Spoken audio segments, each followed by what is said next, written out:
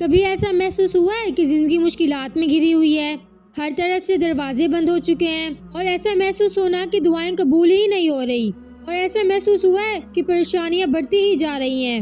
یہ کوئی عام بات نہیں ہوتی، یہ ایک روحانی اشارہ ہوتا ہے۔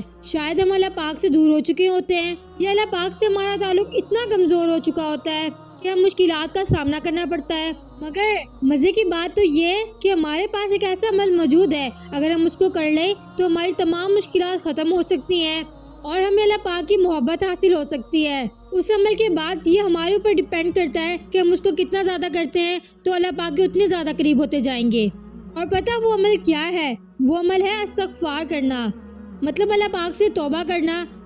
چاہے آپ گناہ گار ہوں یا نہ ہوں، مگر آپ کو چاہیے کہ آپ استغفار کریں۔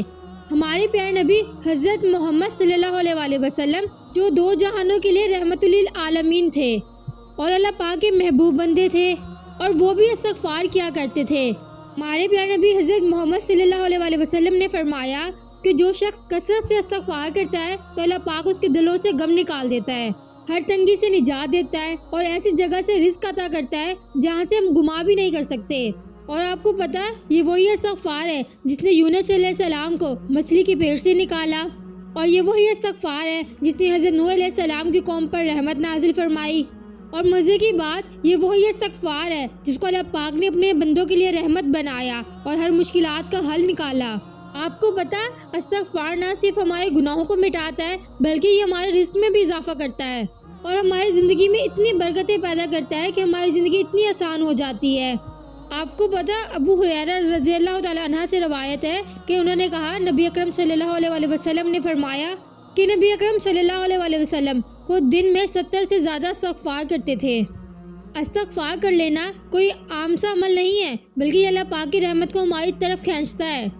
آپ کو پتہ ہے یہ وہی استغفار ہے، جب بھی کسی نبی کی امت ہلاک ہونے والی ہوتی تو وہ استغفار کرنے لگتے تو اللہ پاک ان کو عذاب نہ دیتا۔ چلے ہم استغفار کے بارے میں اور مزید جانتے ہیں کہ یہ انبیاء کرام اور نبی اکرم صلی اللہ علیہ وآلہ وسلم کی زندگی میں کیسے اثر انداز ہوا۔ حضرت عمر بن خطاب رضی اللہ تعالیٰ عنہ، ان کے دور خلافت میں جب بھی کوئی قحط آتا یا کوئی مشکلات آتی تو وہ استغفار کرتے۔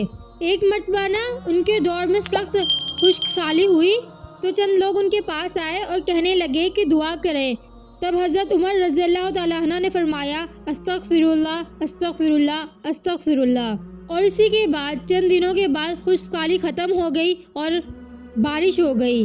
چند دنوں بعد وہ لوگ واپس آئے اور کہنے لگے، آپ نے اس کے علاوہ کوئی اور دعا کیوں نہیں کی؟ تو حضرت عمر بن خطاب رضی اللہ تعالیٰ عنہ نے فرمایا کہ میں نے وہ دروازہ کھٹکھٹایا ہے، مطلب استغفار کی ہے، جس سے رحمت نازل ہوتی ہے۔ بالکل ایسے ہی ایک مرتبہ ایک شخص حضرت علی رضی اللہ تعالیٰ عنہ کے پاس آیا اور کہنے لگا کہ میں اپنے مال میں برکت چاہتا ہوں۔ تو اس پر حضرت علی رضی اللہ تعالیٰ عنہ نے فرمایا، کثرت سے استغفار کرو۔ چند دنوں بعد دوسرا شخص آیا اور کہنے لگا، میرے کھیت بنجر ہو چکے ہیں۔ تو اس پر بھی حضرت علی رضی اللہ تعالیٰ عنہ نے فرمایا کہ استغفار کرو۔ چند دنوں بعد تیسرا شخص آیا اور حضرت علی سے کہنے لگا کہ یا علی، میرے یہاں اولاد نہیں ہوتی، تو کوئی ایسا عمل بتائیں کہ میرے یہاں اولاد ہو جائے۔ تو حضرت علی رضی اللہ تعالیٰ عنہ نے فرمایا کہ کثرت سے استغفار کرو، اللہ پاک تم پر اپنی رحمت نازل فرمائے گا۔ استغفار کوئی معمولی سا عمل نہیں ہے، جو بھی استغفار کرتا ہے ان کی زندگی بدل جاتی ہے۔ آپ لوگوں نے حضرت حسن بصری رضی اللہ تعالیٰ عنہ کا واقعہ تو سنا ہی ہوگا کہ ان کے پاس ایک شخص آیا اور کہنے لگا، میرے گھر میں تنگ دستی ہے، فاقے ہیں، میں کیا کروں؟ تو اس پر حضرت نے کہا کہ استغفار کرو، اور ان کے ساتھ بھی بالکل ایسے ہی ہوا۔ ایک شخص آیا، کہنے لگا میرے کھیت سوکھ رہے ہیں، میں کیا کروں؟ تو انہوں نے کہا کہ استغفار کرو۔ ایک اور شخص آیا، اس نے بھی یہی کہا کہ میرے گھر اولاد نہیں ہوتی، میں کیا کروں؟ تو اس پر بھی حضرت نے کہا کہ استغفار کرو۔ تو اس پر ایک شخص نے کہا کہ آپ ہر سوال کا یہی جواب کیوں دے رہے ہیں؟ اگر کوئی بھی بات ہو، کوئی پریشانی ہو، آپ کہتے ہیں کہ استغفار کریں۔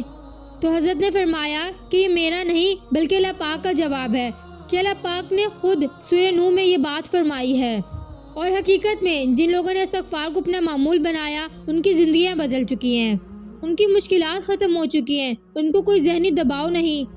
تو ہمیں چاہیے کہ ہم بھی عہد کریں کہ اپنی زندگی میں استغفار کا معمول بنا لیں، کم از کم دن میں 70 مرتبہ تو استغفار کریں۔